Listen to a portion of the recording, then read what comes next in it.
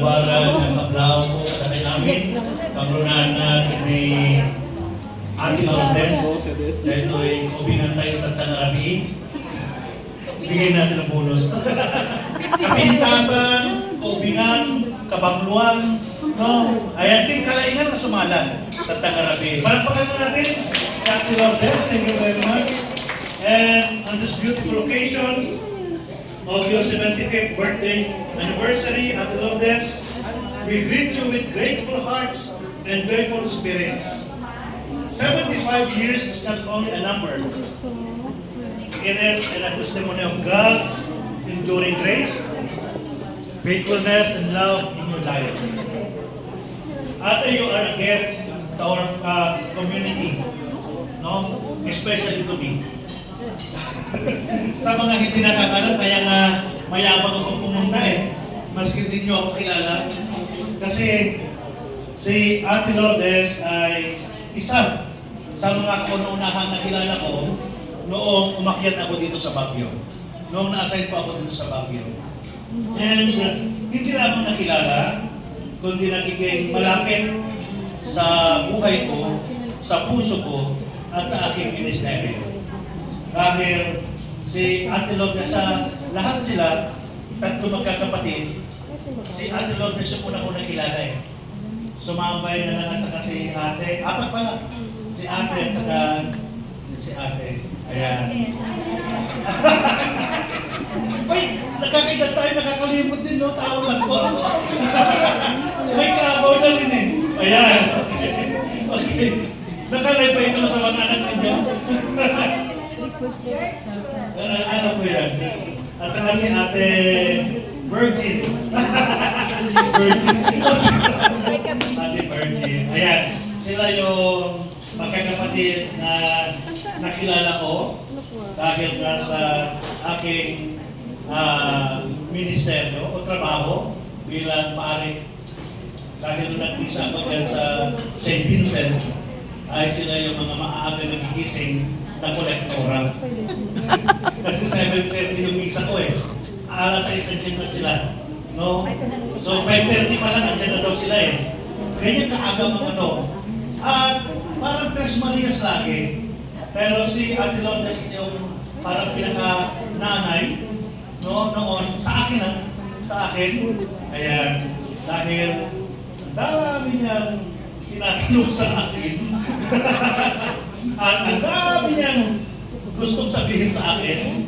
At gusto niyang ipagtutulong ko sa kanya. Spiritually. No? Spiritually.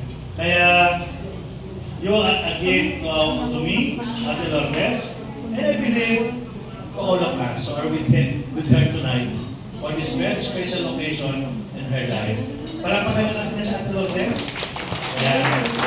Ang makalala ko talaga kay Ate Lourdes ay yung una ko noong may project ako. Ayan. Ito magkakapatid na tatlo na ito. Sila yung unang nagsabi sa akin na tutulong sa akin. Ayan. Tutulong sa akin. At hindi lang tutulong. Talagang nagpursige yan para ibigay yung aming kailanganin. Pag-provide, etc. Kaya, in a simple ways, ay nakita ko yung kanilang sincerity. No? Sincerity. Kaya na, nahirapan din akong tumanggi pag sila yung mag-request sa akin, maski papagalitan nila ako kaysa simbahan. Diba? At kahit sasangsinin nila ako doon, maski makipag-away kami, kasama ko mga yan, minsan talaga dito sila tatangkihan. No? And kasi napaka-strict yung parokya, pero pag itong magkakapatid itong nagsabi, parang nalulungkot din ako pag hindi ko mapagbigyan. At hindi na ibigay yung tama para sa kanila. No? Nalulungkot ako talaga doon. Kaya sabi ko kay Ate Lourdes, sabi ko, sayang. No? Lalong-lalo na nang iniligid ng nanay nila. Ayan, nanghihinaya ako naman. Kaya, kasi bago pa pumatay yung nanay nila, nanduro na ako. Nanduro na ako nagbigay ng anointing, etc. Pero nung last part, wala ako. Kaya ako nagiging last part dahil kasama ko, pumunta ako doon sa cemetery para sa kanila. So, again, This is a concrete experience no, na naranasan ko sa kanila, si ano magkakapatid. Siyempre, bigay mo natin na kay Ate Lourdes kasi siya may birthday. Sige, hindi, okay naman. So, kay Ate Lourdes. At, siyempre, at your 75th year, Ate, you are like a precious lamp. No? A precious lamp is still shining brightly. Not only your dress tonight, na-commute kita, radiating wisdom, born of experience, compassion, shaped by sacrifice, and faith deepened by trials and blessing alike. Kasi mas makikita ito magkakapatid na nakagiti, minsan malungkot din sa loob-loob mga yan. Di ba? Kaya pag nalulungkot sila, nalulungkot din ako. Sabi ko, papuntuin ko kayo dyan. Kung di kayo magkakasundo, kaya sabi ko, di kayo magkayakapan. Kaya natutuwa ako ngayong gabi na makita ko kayong lahat.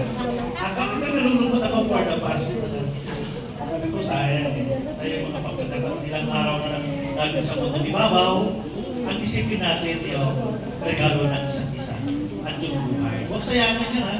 Huwag sayangin. Kasi ito ay regalo ng Diyos sa kanila. Hindi natin alam ito kung mauulit. Sana, ang tensyon natin ay sana yung mauulit muli. No?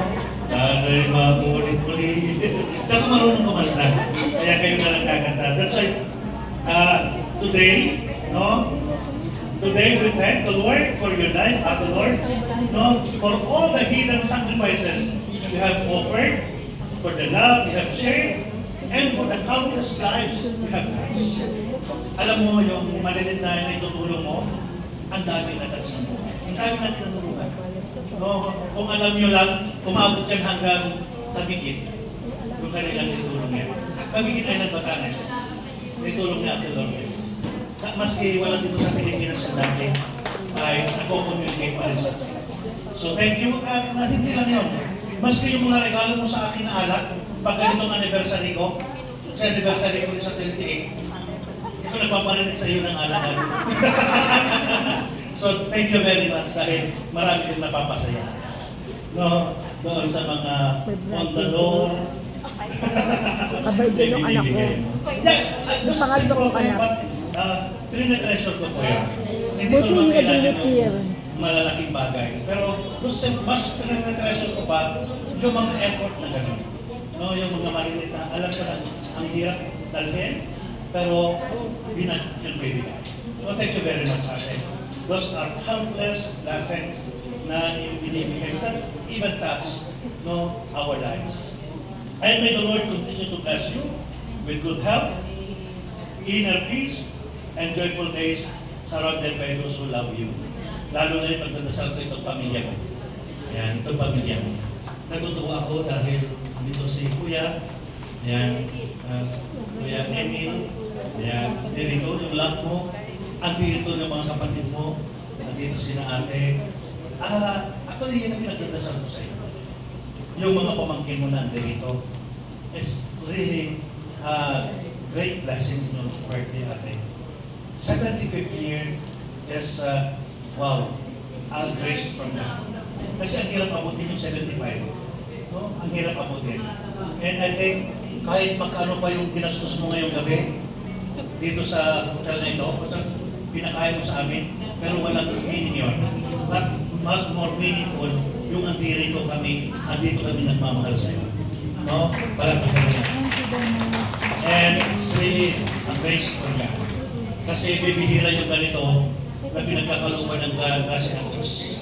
Siguro, sabi ko nga, ito na yung binibigay ng Diyos sa atin. Simple thing, pero gives you a great meaning in your life. Na 75 ka, pero wala ka pang arthritis. Hindi, ibig mong sabihin, nakakasayaw ka pa ng 2 beses. No, nakakasayaw. Kasi ang dami ng diba? Maraming beses. 75 yung kasama kong pare kanina na Jesuit, 70, hindi na makakayat. Doon sa pinagbisahan namin kanina. So, wow! Congratulations. At saka, nawi-witness pa yung mga kapatid. Thank you very much. And again, happy 75th birthday, dear Ate Lords, no? may this new chapter of your life be filled with serenity, gratitude, and the gentle assurance that you are deeply loved and cherished. With fraternal love and prayers, na sana po ay pagkaluban ka pa ng mas mahabang buhay. Mas marami pang grasya. At lalo-lalo sa mga anak mo. No? Alam ko naman, nakakilala ko naman na yung mga anak mo.